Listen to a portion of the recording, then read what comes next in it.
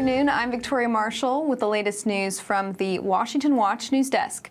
Firefighters are still battling deadly fires that have wreaked havoc across Los Angeles County for almost a week. At least 24 people have died, with dozens still unaccounted for, and more than 92,000 residents are under evacuation orders. Firefighter crews are reporting progress in quenching the flames, but extremely critical conditions could spread the fires as dangerous winds return this week. The Eaton and Palisades fires are likely the second and fourth most destructive fires in California history. The total area burned by the fires is about 60 square miles. State and local officials are being criticized for how unprepared they were for the catastrophic flames. A 117 million gallon reservoir in Los Angeles County had been drained and closed for repairs when the fires broke out. This closure contributed to hydrants running out of water when firefighters needed it most.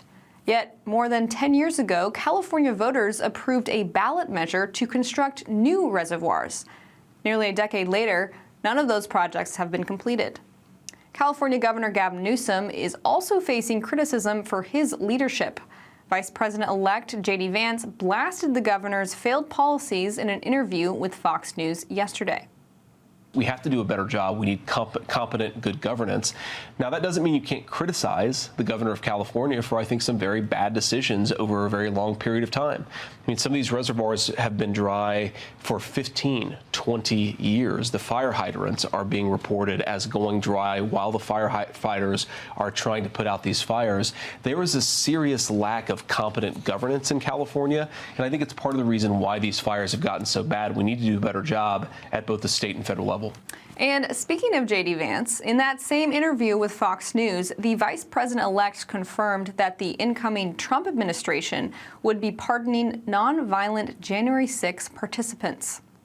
January 6 pardons, President Trump says there's a process. Where is the line drawn on who will and wouldn't be considered for a pardon? I think it's very simple. Look, if you protested peacefully on January the 6th and you've had Merrick Garland's Department of Justice treat you like a gang member, you should be pardoned. If you committed violence on that day, obviously you shouldn't be pardoned. And there's a little bit of a gray area there, but we're very much committed to seeing the equal administration of law. And there are a lot of people, we think, in the wake of January the 6th who were prosecuted unfairly. We need to rectify that.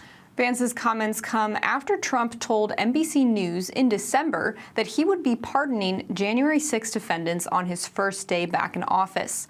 Now, some commentators are characterizing Vance's statement as a walkback of Trump's promise. Here's how Vance responded to that on social media. Quote, "The president saying he'll look at each case and me saying the same is not some walkback. I assure you, we care about people unjustly locked up. Yes, that includes people provoked, and it includes people who got a garbage trial." And in other domestic news, Meta CEO Mark Zuckerberg made headlines over the weekend when he told podcaster Joe Rogan that Biden officials screamed at Meta employees to censor content they didn't like. Check it out. These people from the Biden administration would call up our team and scream at them and curse, and it's like these documents it's all kind of out there. Oh, did you record any of those phone calls? I don't think we but I think I want to listen. I mean, there are emails. the emails are published. It's all kind of out there, and they're like, and basically it just got to this point where we were like, no, we're not gonna take down things that are true. That's ridiculous. While Zuckerberg's comments make it sound like Meta resisted every request by the Biden administration to censor content, the Facebook files show a different story. According to The Federalist, in emails between Facebook and the White House, several requests for demoting posts and manipulating the algorithm against content hostile to Biden were honored. Now, Zuckerberg's appearance on Rogan comes after he announced last week that he would be ending Meta's fact-checking program on platforms like Instagram and Facebook. He characterized the move as a win for free speech. And those are today's headlines. I'm Victoria Marshall. Up next is Washington Watch with Tony Perkins. We'll see you tomorrow with more news.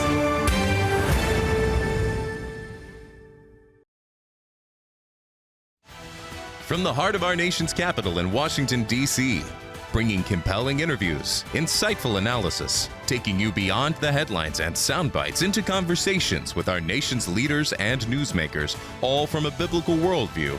Washington Watch with Tony Perkins starts now. Donald Trump got a mandate on November 5th. The public expects us to deal with the excessive spending, the debt, the deficit. They've asked Donald Trump to seal the southern border, and they want to make sure they want peace and stability around the globe. I think that's what Congress will be working with Donald Trump to get done. That was Majority Whip Tom Emmer yesterday on ABC This Week. Welcome to Washington Watch. Thanks so much for tuning in.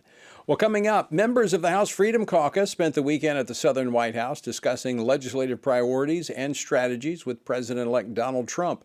We'll get the details from Tennessee Congressman Andy Ogles. Are the Los Angeles fires a warning of where the left's delusional DEI woke policies could lead? Now you've got it. You've got a situation where a catastrophe came and the billions of dollars that you and I gave was diverted to other woke, stupid Democrat projects. That's not hyperbole, it is a fact. That was Pastor Jack Hibbs yesterday at Calvary Chapel, Chino Hills in California in his Sunday message. He joins me later from Los Angeles. Also, multiple reports out of Israel indicate that a deal between Israel and Hamas to secure the release of the hostages is very close. We are very, very close, and yet being very close still means we're far, because until you actually get across the finish line, we're not there. That was White House National Security Advisor Jake Sullivan yesterday on CNN's State of the Union discussing the negotiations. We'll talk with Daniel Cohen, real-life news director from Israel, with the latest. And FRC's Brent Kylan will be here with an update on the Stand Firm app and some exciting, soon-to-be-released content. All of that and more coming up on this edition of Washington Watch, so don't go anywhere. Well, over the weekend, President-elect Donald Trump hosted several groups of Republican lawmakers at Mar-a-Lago to talk about his agenda and how they might be able to work together to accomplish their respective goals. Among the groups that were there to meet with the president was House Freedom Caucus members, which has had a significant impact in the House as a result of the GOP's razor-thin majority in the chamber. So what came of their meeting and what were the takeaways? Well, joining me now to discuss this and more, Congressman Andy Ogles, a member of the House Freedom Caucus, as well as the House Financial Services Committee. He represents the 5th Congressional District of Tennessee. Congressman Ogles, welcome back to Washington Watch. Great to see you and Happy New Year. Absolutely, and thank you for having me. Besides the sunshine, what else did you experience there at Mar-a-Lago? Yeah, we left the cold D.C. and flew down to Miami to, quite frankly, perfect and beautiful weather. But, more important than the weather or the dinner was the time spent with President Donald Trump. And we talked for several hours, as a matter of fact, late into the evening. But it was on border security. It was on crime. It's how, quite frankly, the Biden administration has used the weapon of the pen, executive orders, to attack and invade our country and undermine every working American day in and day out. And I understand there was some discussion about reconciliation, and the president is really kind of following the House Speaker's lead on this on one big, beautiful bill, as the president-elect describes it, to advance the priorities of reconciliation. Well, I think that's to be determined. Donald Trump is strategic. I think he wants to deliver some quick wins for the American people. The election was a mandate to secure the border, to, again, attack crime, to get these folks here that are illegally. We know we have murderers here. We know we have terrorists here. We need to go find them. We need to deport them. We need to get them out of our country. And so with that, I think organically there's the opportunity, or perhaps even the likelihood, that this could end up being two separate bills, because the larger, no matter how big and beautiful it might be, the larger it is, the more complicated it becomes and the more difficult it will be to pass, and the longer it'll take to pass. So even if it can pass, it's going to take more time. So with that, if you deliver a smaller bill, then follow up with tax policy, we can get those done. We can make sure Donald Trump has a successful 100 days and delivers a secure border for the American people. So it sounds like you lean toward the two-track strategy of the two bills? Well, again, I would like to see us get something done in those first 100 days. And so understanding how the sausage gets made up here by putting border security with some strategic cuts together in a package, again, addressing the debt ceiling, we can move quickly, much more quickly than we can if everything is in there. And then quite frankly, once you have one big, beautiful bill, it ends up typically getting filled up with a bunch of nonsense and pork, which obviously, I currently rank as the most conservative member of Congress. So I'm very much against the pork. I think we've got to cut where we can cut. Look, we can't cut our way out of this mess. We're going to have to grow our way out of this mess. But every cut, every penny, every dollar matters. Well, I agree with you. I think it's a combination. I do think we have to be more responsible in our spending, but at the same time grow. We can't grow our way totally out of this when we're spending more on the interest to our debt than we are national security. Nor can we just cut our way out. So it's going to take a combination. But the counter, I guess, of the two-track strategy, and it makes sense what you've described, but knowing how that sausage that you made reference to is made, sometimes the sweetener there, the border security, and some of these things that are more politically palatable are what helps pass debt ceiling. I mean, you're a member of the Freedom Caucus. I think you're going to have a little bit of a challenge with some of the Freedom Caucus members with the debt ceiling raise, are you not? Well, again, this gets back to understanding that we've got to change the way this town operates. And so part of that is nerdy procedural stuff. So, one of the successes we had with this, when Mike Johnson was elected, I was one of the individuals that helped whip those final votes and get him across the finish line, is that you can't do, suspension bills the last day right before you fly out. Because what ends up happening is they put some junk bill together, they sweeten it for the Democrats, and they pass it with a majority of Democrat votes. You can't do that anymore. You can only do a suspension bill on a Monday or Tuesday. That's one of those things. Again, it's nerdy. Most people don't understand the why that's important, but what it does is it stops this town from running over the American people. And so day in and day out, what we're trying to do is fix how this place operates. And one big, beautiful bill might seem great, but when you understand everything that gets thrown in there, it's really counterintuitive to the mandate that the American people delivered to Donald Trump and to Congress to fix this country. Well, it's going to be interesting to see how this works out, but I agree with you that something needs to be done quickly, and showing that Congress and this Republican majority in the House, now the Senate and the White House, is responsive to the American people. So I think you're right in probing to find which way will move you more quickly to responding to those mandates. I want to switch gears a little bit. I know your background is kind of on the financial services and you're focused on those issues, but I assume that in the conversation, other issues came up, possibly what's happening in California and where these woke DEI policies are leading us. I would think this is a wake-up call for the president after he saw what happened with Secret Service. If their focus on DEI, then we see this once again in California, the focus in LA, the fire department, DEI, woke policies. Isn't it time we get back to mission focus?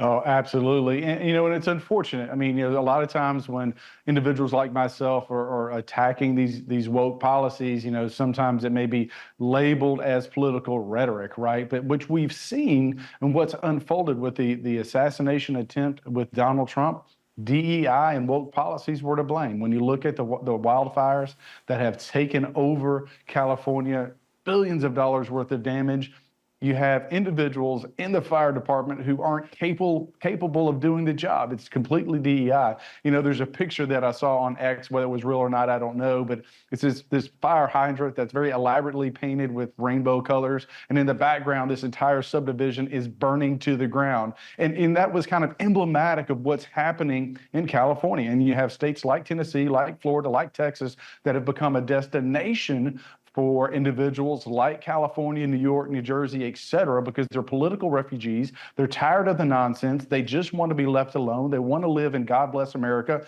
And you have certain states like California that are doing everything they can to undermine our values and, quite frankly, the family. And we've had enough. I think the American people have had enough. And look, I'll be honest with you, when Donald Trump won every single swing state, that was the wake-up call. That should be the message to the Democratic Party. You've screwed up. You went way too far left. You better find your roots, get back to who you supposed, and tell the American people that you are, because right now you're lost in the wilderness, and the American people are going to make you pay for it.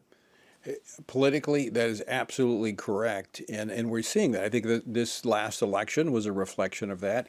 But knowing where these woke policies lead, and the next catastrophe that needs to be avoided, I immediately think of what's been happening in the last 4 years with our nation's military and the woke policies that have been pushed there. And we look at what's happening in the Middle East, we look at what's happening in Europe, we look at what's happening with China. I hope that we can get a handle on the military and do a course correction before that next crisis comes. Yeah, that was one of the things that we talked about at the dinner was, the how DEI and the woke policies have, infiltrated and infected our military and the administrative state, and that one of the challenges that the president will face is rooting that out and getting back to mission focus. Like, what's the mission statement? How are we going to execute that? How are we going to deliver excellence for the American people, regardless of the agency or department? And as you say, we've lost our way. The leadership in the military has lost its way, and part of it is priorities too. We spent more money in Ukraine than we spend for the entire budget of the United States Marine Corps. And look, if I have to choose between our men and women in uniform versus any other military, I'm going to choose America first. That's not rhetoric. I'm not trying to be harsh, but we're overfunding Ukraine while we're not funding our Marines. That right there is offensive. It's criminal. We got to get back to making our military the top dominant predator on any battlefield, wherever they are, whatever the landscape is. And right now, I don't know that we have that status, but Donald Trump is going to fix it, and we will continue to be the economic top dog, the military predator. We will be the country that will lead the hemisphere. And that being said, the kind of segue to Greenland, why would Donald Trump talk about Greenland and maybe make Denmark upset, is because you have these countries that are allowing China to have access to these precious resources that really are in our backyard. And Donald Trump is putting his foot down and saying enough is enough. We're not playing these games anymore. It's America first. And you got to look at, when America wins, the world wins. When America wins, the world is safer. And that's what the American people and, quite frankly, the rest of the world wants. Well, in reality, Congressman, when the world is in trouble, they call the United States. So again, why not be preventative in trying to make sure that we can defend and be proactive in doing that? And by the way, I appreciate you mentioning the Marine Corps as a Marine veteran for taking care of the Marine Corps. But make sure that those dollars go to strengthen the Marine Corps, and make sure that DEI policy does not continue to infect one of the greatest fighting forces in the world. And I appreciate you joining us today, Andy. Always great to see you. Thanks so much, and look forward to talking to you real soon. Yes, sir. God bless. All right. I am very concerned about what's been happening under the surface in our military. I know we talk about it, but it is in those moments of crisis that the reality comes to the forefront. And that's what we saw with the Secret Service. That's what we saw in LA with the fire department. We got to get ahead of it before we see it with our nation's military. All right, we're going to continue our conversations on the historic wildfires in Los Angeles and what's behind it. Pastor Jack Hibbs joins me next here on Washington Watch. Don't go away. During these challenging times for our nation, Family Research Council continues to serve as a watchman on the wall for faith, family, and freedom. And together, thanks to your support, we're making an eternal impact.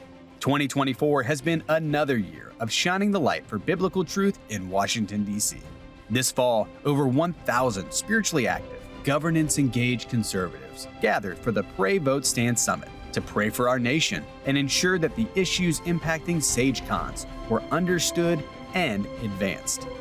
Washington Watch with Tony Perkins marked a major milestone this year, its 900th episode, and added the Washington Watch News Desk, a new production that presents the top news each day from a biblical worldview. The Washington Stand published 2,000 articles of news, commentary, and podcasts in 2024, garnering over 5 million views. FRC's outlet for news and commentary continues to pursue the truth on the issues that matter most to you and your family. And with the launch of the Stand Firm app, you can listen to, watch, and read our content in one simple place. Pray for current issues, stay rooted in the scriptures, and engage the political sphere with a community of believers on our new platform. In 2024, FRC shaped public policy and culture, organizing the National Gathering for Prayer and Repentance, where members of Congress and Christian leaders came together to seek God's intervention in America. In May, FRC called upon believers to pray for and stand with Israel by dedicating a portion of their worship services to pray for Israel's peace, prosperity, and protection. With Pray Vote Stand Decision 2024, FRC and Real Life Network led a powerful evening of election night coverage to analyze the election results and pray that our nation would turn back to God. We also filmed a transformative educational course, God and Government. Launching in January 2025, this series will explore the biblical and historical foundations of our government, empowering you to stand confidently in your role as a citizen of heaven and earth. Family Research Council thanks you for partnering with us for another year of standing for faith, family, and freedom. Looking to grow closer to God in the new year? FRC's Stand on the Word Spiral Bound Journal is here to help. Dive deeper into Scripture with thought-provoking questions, note-taking space, and context for each book and author. This second edition, covering Isaiah to Revelation, will guide you in tracking your journey through God's Word while deepening your faith in Christ. Order now at frc.org/store or text journal to 67742. Perfect for you and your loved ones. I'm Tony Perkins, and this is Washington Watch. Thanks for tuning in for this Monday edition. All right, the fires in L.A. should be causing more than fire alarms to ring. This is a wake-up call of where the godless policies of the left are leading this country. As I played at the top of the program yesterday, Pastor Jack Hibbs spoke this very clearly to his church at Calvary Chapel, Chino Hills in his Sunday message about where these policies of the left are leading us and how they endanger us as a nation. He joins me now, along with Steve Hilton with Golden Together from Los Angeles. Pastor Jack, Steve, welcome to Washington Watch. Thanks for joining me. Great to be with you. Thank you. So, Pastor Jack, yesterday you described California as a third world state due to what you see as profound failures in leadership. Talk about that. Tony, first of all, what led up to that statement was a graphic image. And the reason why that image was graphic was because of this. Nobody knew that the local reservoirs were out of water. Nobody knew that there was not a water supply to fire hydrants in this critical area. What did I see? I saw an LA County fireman taking a potted plant out of a pot, going over to a home that had been burned down to the ground. And as the water dripped out of its broken plumbing, he filled up what might be a 2.5-gallon pot, ran about 50 feet away to put out a little bit of a fire so it wouldn't spread anymore. And that's when I made that comment. I'm suddenly in a third world country here in one of the most wealthiest places on the planet. Makes no sense. Yeah, Steve, they might not know that the reservoirs are empty, but they know what pronoun to use.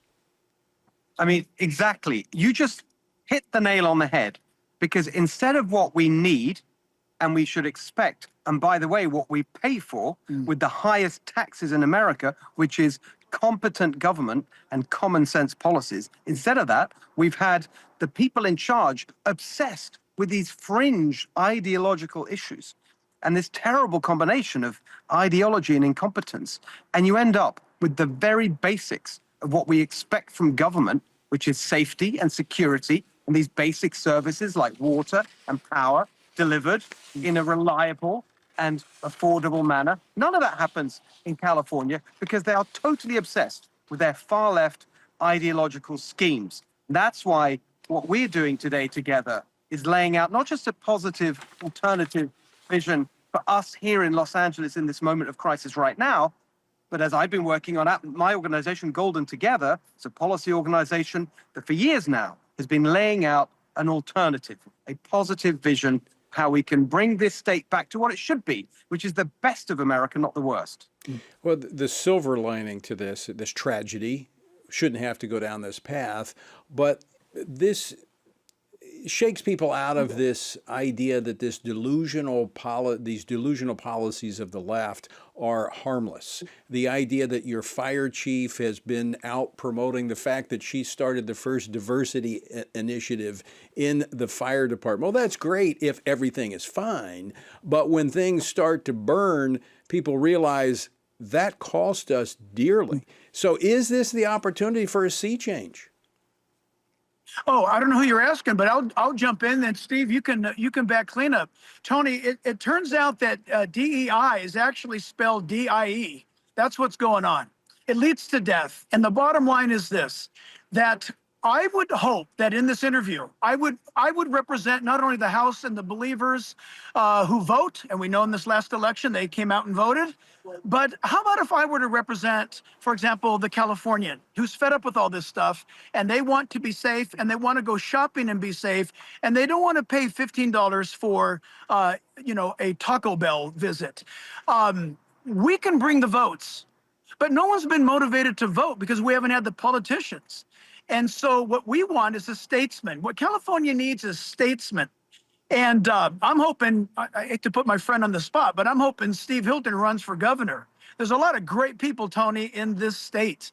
We're calling them to step up. We'll bring them the votes if they run for office. Steve, speak to that for a moment, because, again, when things are going fine, people don't care the foolish, at least some people don't care about the foolishness that political leaders engage in. But this is where the rubber meets the road. I mean, this is people's lives. It is their property. It's everything they've worked for going up in smoke because people are playing games. Exactly. And it's so interesting. This is the kind of thing we've been focusing on today. We were joined, Jack and I, here today with a retired LA firefighter, with a retired unit chief from CAL FIRE, the state firefighting organization. And they're all saying the same thing. It's not complicated. We know how to do this. We used to do this. We used to have good governance in California, competent leadership that got things done and then let people live their lives, let families build their lives, let businesses do what they want to do. That's what California was all about. When was it like that? When Republicans were in charge. That's the honest truth. I mean, I was speaking just this weekend with Governor Wilson, Pete Wilson. And he was telling me about his attitude to the recovery from the Northridge earthquake in 1994, totally different from what we're seeing from the leadership, if you can call it that, in the state today. But the real point of hope for everyone is exactly as you say, this has shone a spotlight on all these failures. You got these Democrat politicians now going on about red tape and bureaucracy as if they've just discovered it. Well, we know, and we've been going on about it for years. They're making our arguments for us. They are digging their own grave. And so what's going to be happening in the weeks and months and years ahead as we focus on helping Los Angeles recover, we also need to focus on helping California recover and get back to what it used to be and what it can be again. But it's only going to happen if people change the way they vote. But I'm now very confident that that's going to happen. Gentlemen, I would take it one step further with the reality that we first saw this DEI and the deadly consequences with the Secret Service when President-elect Donald Trump was almost assassinated. DEI policies and wokeness had invaded the Secret Service. We see this now with the LA Fire Department as this tragedy sets upon Los Angeles. My concern is our own nation's military that's been saturated with this wokeness and these DEI policies, that if we don't do a course correction, our nation is in tremendous danger. So hopefully not only will California wake up to this, but maybe the rest of the nation realize that these policies, as you said, Pastor Jack, it's not DEI, it's DIE. Gentlemen, we're out of time. I want to thank you for joining us today. Thank you for taking a stand there in California. Hopefully the rest of the nation will heed the warning as well. Great to see you guys. Great. Thank you, Tony. Good to see you.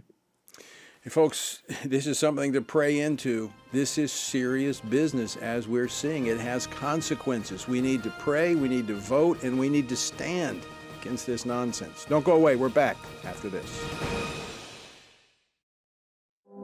So if you like to think and you like to pray, FRC is the place for you. I think it is the best program out there.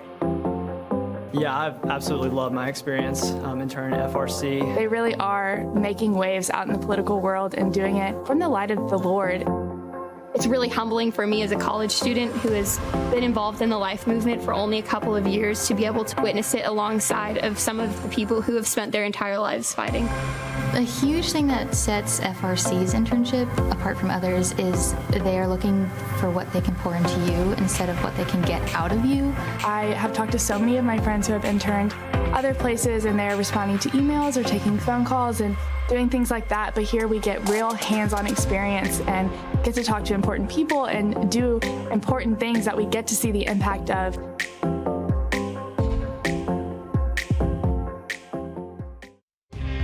The throne of Jesus Christ is unchallenged. His name was never on the ballot to begin with, and it's never going to be on the ballot. He's the King of Kings, and he's the Lord of Lords, and nothing's going to change that. And so our mission stays the same. Preach the gospel, make disciples, get ready for heaven. In the meantime, that we're to advance the concerns of the kingdom of God here on earth. America has entered a critical and vulnerable period from now until January the 20th. Join Family Research Council for Operation Prayer Shield, a 10-week prayer initiative for our nation. From now until January 20th, our country faces global challenges, a transition of leadership, and a lame duck session of Congress. This season calls for heightened spiritual vigilance, discernment, and prayer. Text the word SHIELD to 67742 to join us. You'll have access to prayer points, scripture, prayer calls. Text SHIELD to 67742. Unite with us and pray for our nation.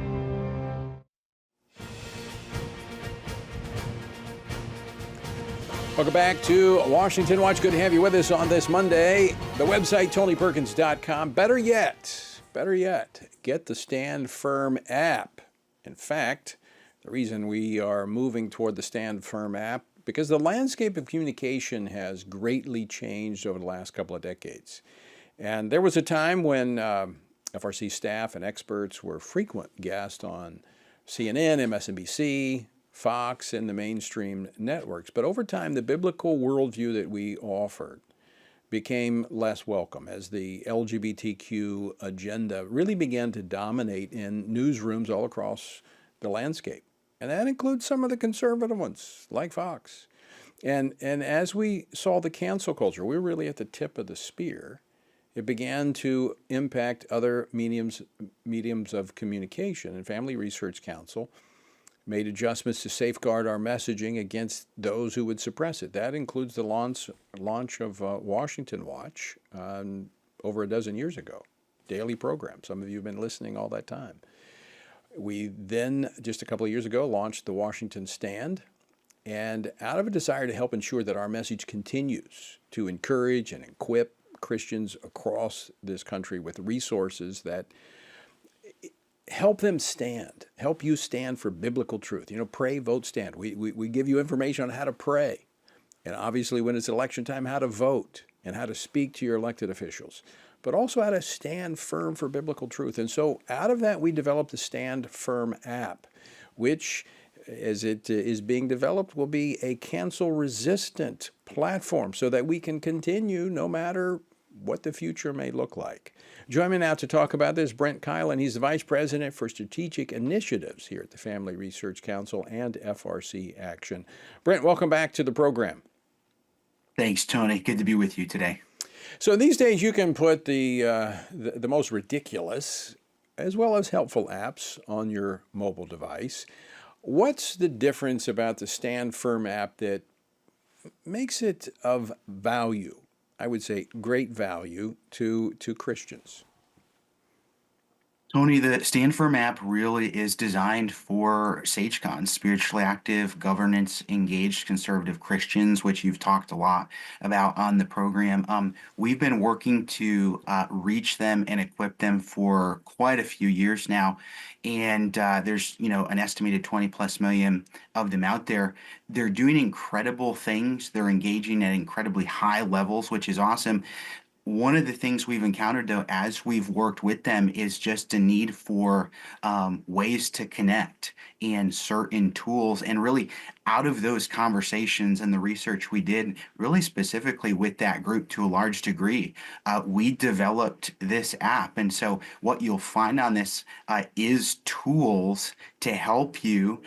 It's going to be grounded in the Word. So we've got that Stand on the Word that FRC puts out, Tony, your daily video, because with SageCons, everything they do is rooted in the Word and in their faith. But then there's also tools to engage. So there's ways to contact government officials. There's ways to stay up to date on what's going on with places like, of course, Washington Watch, but also the Washington Stand and things like that. So it's really kind of been tailor designed to help meet those needs that we've uncovered in a lot of the conversations that we've had. So the three major daily news feeds that you have the Stand on the Word, which is the morning devotional that many folks are involved in. That's at the top of the feed each day. We've got our Washington Stand, which is FRC's news and commentary news feed, online publication. That is constantly updated, so you're getting new content constantly. And then, of course, the Washington Watch, which right here will appear on the app as well. Talk about some of the other features. I mean, this is all obviously content all coming from a biblical perspective, but when you talk about engage, you can go straight from an issue oftentimes if it's an action-related item in the Washington Stand to contacting your member of Congress, all right there at one place on the app. That's exactly right, Tony. We've been developing toolkits, and some of those are resources in the app that are just always going to be there. And then some of them are built around specific needs or specific issues or things that are happening on in culture. We had a voter impact toolkit over the fall that got a lot of participation and engagement. We've got, just as an example for what you're bringing up here, in about a week, we're going to roll out the first 100 days toolkit. So this is going to equip you with ways to stay informed on what's going on, in these critical first 100 days of the new administration. But then there's going to be ways you can take action. So I know with a lot of people, hey, if you're like me, there's a lot of government officials to keep track of. You've got federal, you've got state, you've got local. There's going to be a tool in that toolkit where you can look all of those up. Just punch in your address. I put mine in, and it took me all the way down to my county commissioner and city council. So it's got a lot of really helpful info, ways to contact them. But it's also going to be tracking key issues that you can get engaged with as those come up. So if there's a key piece of legislation that we really think you as a believer need to weigh in on because it's really going to impact you, we're going to put that there, send you an alert, let you know about that. Or maybe it will be a petition on a really important issue or something like that. But there's going to be a lot of those ways to equip you to also take action on the important issues. And there'll also be special content like coming up next week. We'll have our inaugural praise and prayer convocation with Dr. Jim Garlow. If you can't be in D.C., you can actually watch it on the app. And then coming up next month, we'll be rolling out our God and Government series that will be exclusively on the app. Of course, we'll have more about that in the days ahead. Brent Kylan, thanks so much for joining us, and appreciate all the great work you do on keeping the Stand Firm app going. Sure, appreciate it, Tony. Thank you. All right, folks, after the break, Daniel Cohen from Real Life Network joins me from Israel to discuss the latest on the hostage negotiations.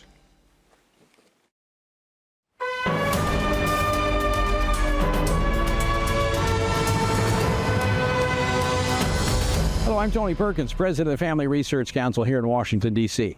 Behind me is one of the most recognizable buildings in all the world, the the U.S. Capitol. What does it stand for?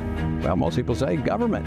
But you know the Bible talks about 4 institutions of government? You know what they are? And do we have a republic or a democracy? Well, what do you say? Also, what about this thing, separation of church and state? Does that mean Christians shouldn't be involved in government? Guess what? We address those issues and more in our new God and Government course. I invite you to join us to see what the historical record and the Bible has to say about government. Join us for God and Government.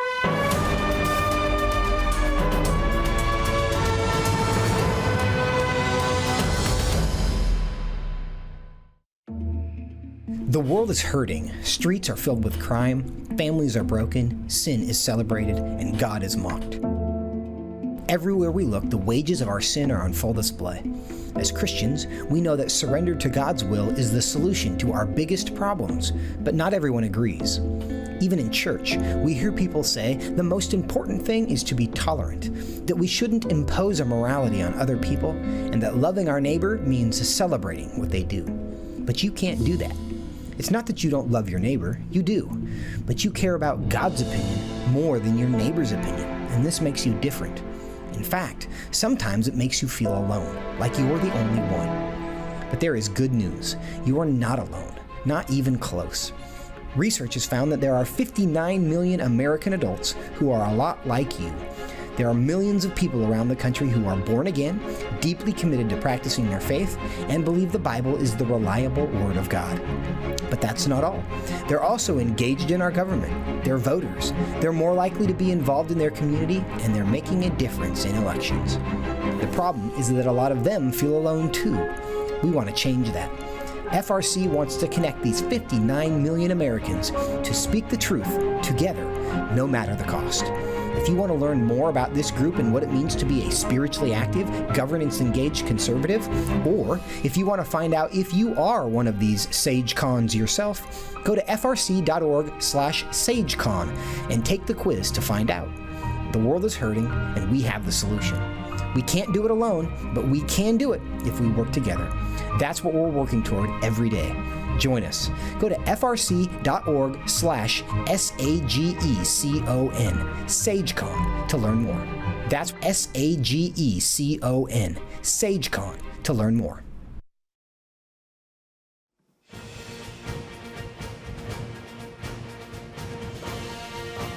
Welcome back to Washington Watch. Thanks again for joining us on this Monday. And to follow up with my conversation with Brent Kylan, if you want to get the Stand Firm app, and I highly recommend it because there's a lot of resources there for you, you can go to the App Store and download the Stand Firm app, or you can just text the word app, APP, to 67742.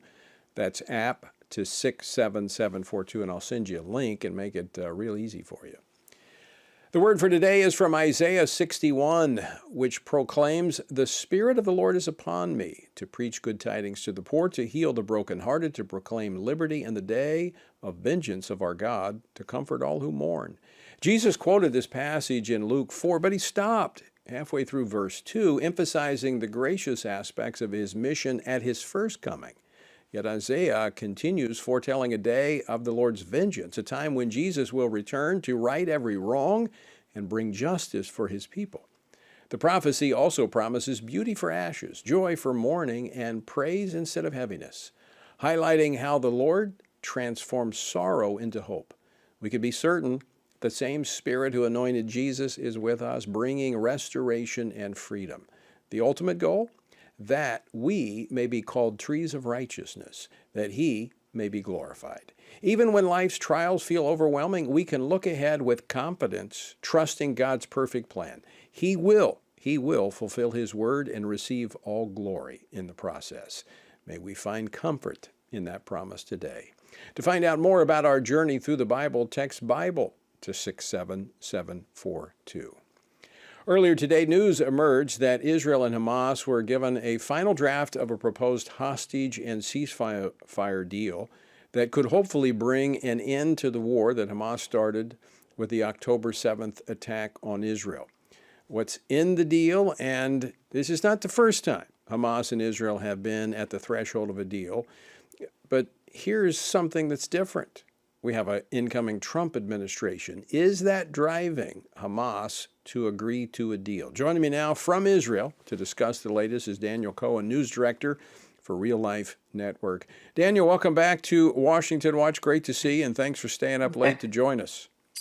Always great to be with you, Tony. We're 7 hours ahead, but it's it's always a pleasure to be with you and your audience. Big day. Yeah, big day. It is, and you and I were talking earlier. You know, this is not the first time. I mean, we've been to this point before with Hamas pulling back, but there's something different this time. Yeah, it's cautious optimism, and I heard you set up there, and you're spot on. They are taking the threat of a President Trump when he speaks, and the unpredictability. Sometimes it's good if a leader they knew all along what Joe Biden said, what he meant, what he didn't mean, what Antony Blinken, when he would, threaten Israel, and then Hamas would pull back from these negotiations. But they're clearly taking President Trump's all hell will break loose threat seriously if the hostages aren't released by inauguration, which, by the way, is a week away. So let's talk about what you mentioned, the significant breakthrough. They're in Doha. It's President Trump's envoy. This is now President Biden's looped in. The Biden team is there. I guess they're sort of joining arms. But Steve Witkoff is the name of the man who's been leading President Trump's envoy. And because President Trump is involved, and because it's Trump's envoy that reportedly has some kind of a draft agreement, we're talking about what could be a 42-day ceasefire, the release of 33 to 40 hostages, which, by the way, include 2 Americans. They're U.S. and Israeli, both nationals. So Hamas is reviewing the proposal. It seems to me sad, sick, wrong that we have to negotiate with terrorists. But this is the state of play. This is where we are with the Biden administration. There are Americans, and they're negotiating with terrorists. And at this point, it sounds like Israel's bought in, and we're waiting to hear from Mohammed Sinwar, Yahya Sinwar's brother, about what Hamas wants to do with this, Tony. So that's my understanding, is they were going through these negotiations in Dubai, that they have now taken back kind of the final proposal to their respective leaders, and really the onus is on Hamas to accept what's there. And we could be 24 hours, 48 hours away from a deal. Yeah, and we're also hearing that there could be hostages being released next week. So again, cautious optimism. Everyone here in Israel, we've been at the 1 yard line many times with the terrorists, and then Hamas will pull the carpet out, or at the 1 yard line, they'll pull the rug out. But again, President-elect Trump's team, they are not playing games.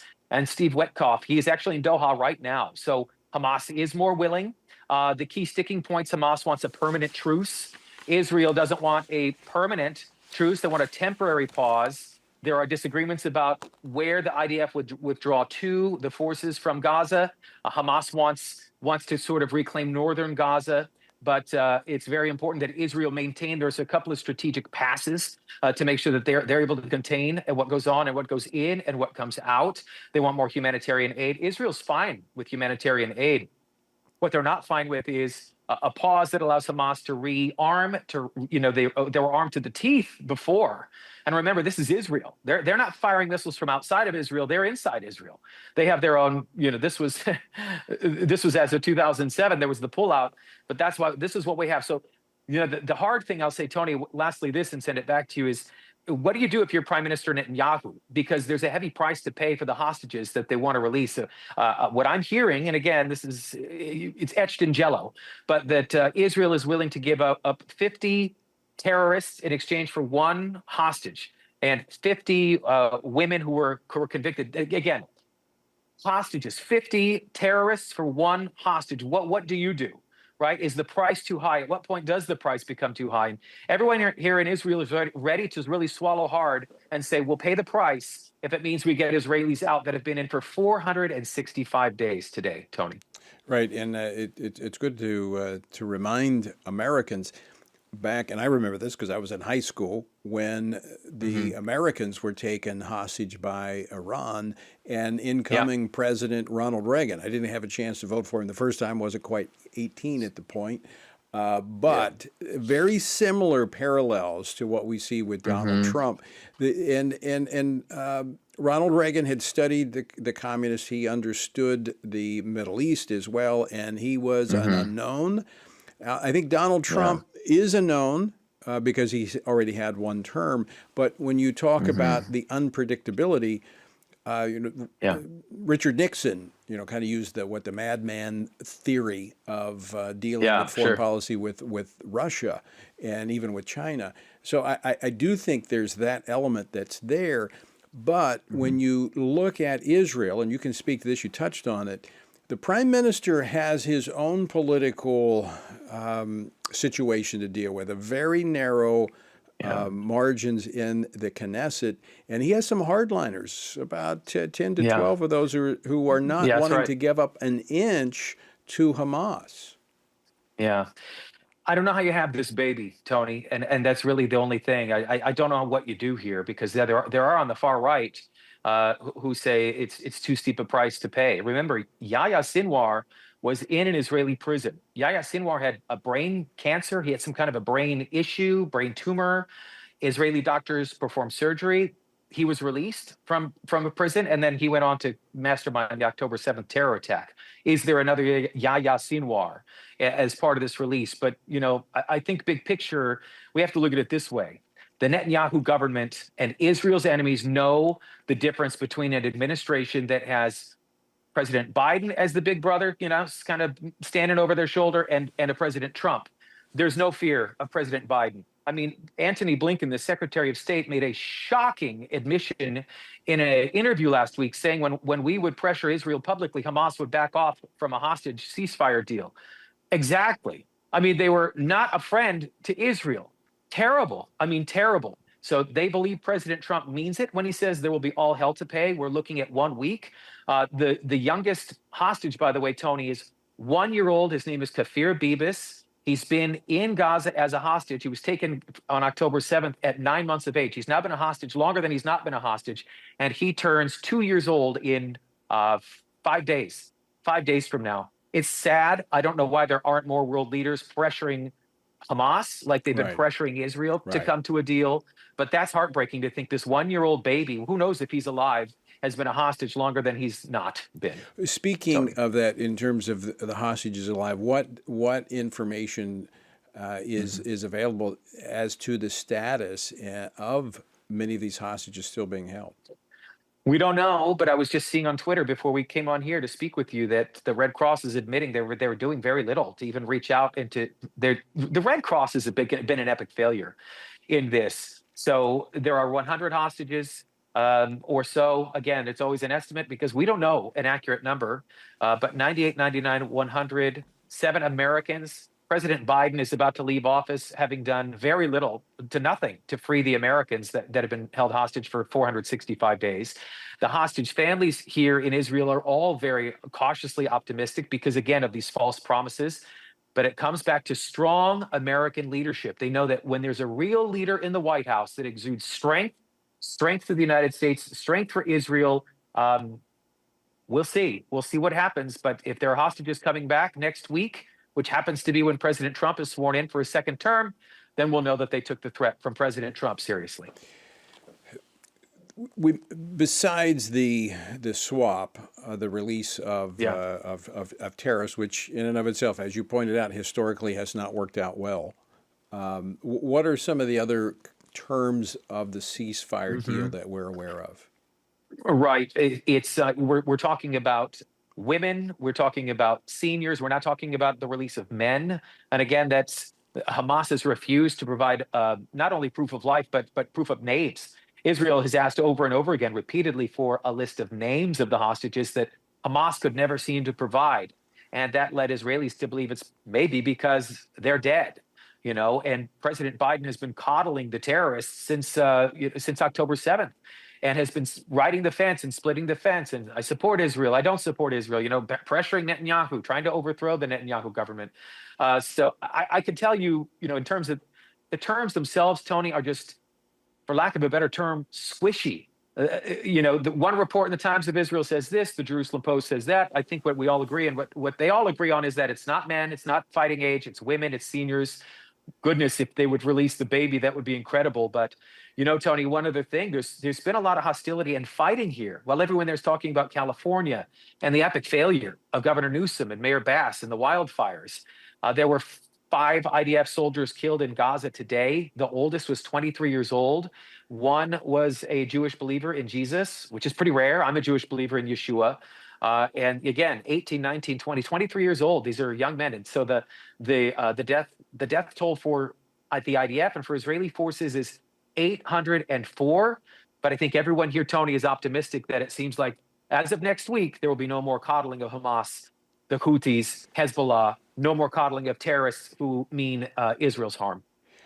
Daniel, I was going to ask you about that because my sense, Yeah. you know, when I was over there just a few weeks ago and it was with you, and then in my conversations, there was that sense of optimism. Even then, there was discussions of a ceasefire deal. But the bigger issue is Israel's long-term security.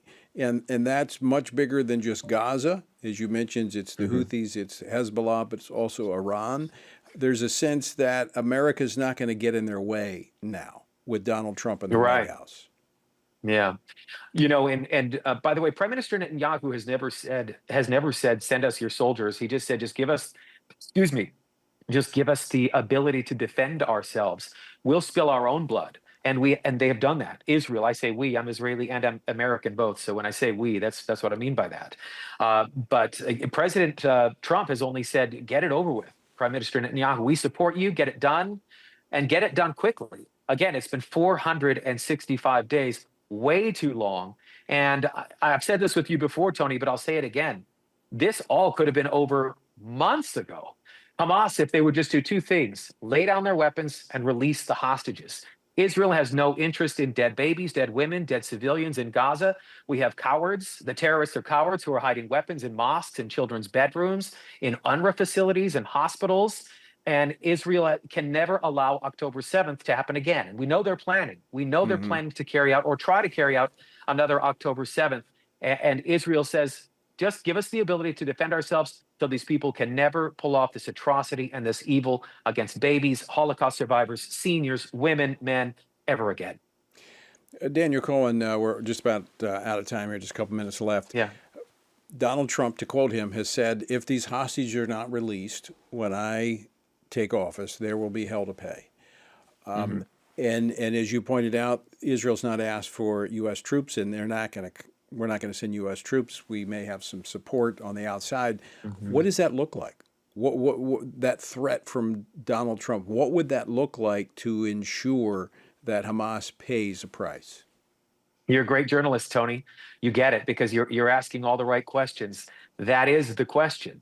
I heard a reporter trying to pin President Trump down on this very thing. What does that mean? And guess what? Sometimes not revealing your cards is the best play. I don't know. That's the answer. We don't know. What could President Trump do? As long as it's supporting Israel and not pulling back on weaponry, not pulling back on congressionally approved weapons like the Biden administration did after Congress approved a weapons package to Israel. They were slow walking. You know, even if it's just as simple as that, Israel knowing. You know, there was a rocket fired, a ballistic missile fired from the Houthis in Yemen literally 2 hours ago toward Jerusalem and people in the north. There are still sirens that are going off here in Israel daily, although you're probably not talking about them on the news so much anymore. The Iron Dome is very strong. And so if it's technology, if it's weaponry, if it's personnel, but sometimes it's just knowing Big Brother is standing over your shoulder, watching over you, Tony. And that speaks volumes in the Middle East, where the only language they speak is power. That's all. That is the language. Who's stronger, you or me? Who's more powerful? And Daniel, one thing that we can be doing is praying. Yes. All of our viewers and listeners, I encourage them to do that. Daniel, out of time. Always great to see you, my friend. Thanks for joining us. Great to see you, Tony. God bless you. Good luck next week with your inaugural coverage as well, Tony. All right. Thanks, Daniel. And folks, I do want to encourage you to pray. Join Operation Prayer Shield. Text SHIELD to 67742. All right. Out of time for today, but when you prayed, you're taking your stand, know what? Keep standing.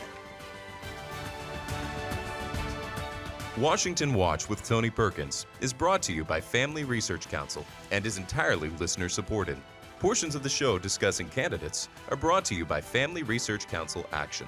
For more information on anything you heard today, or to find out how you can partner with us in our ongoing efforts to promote faith, family, and freedom, visit TonyPerkins.com.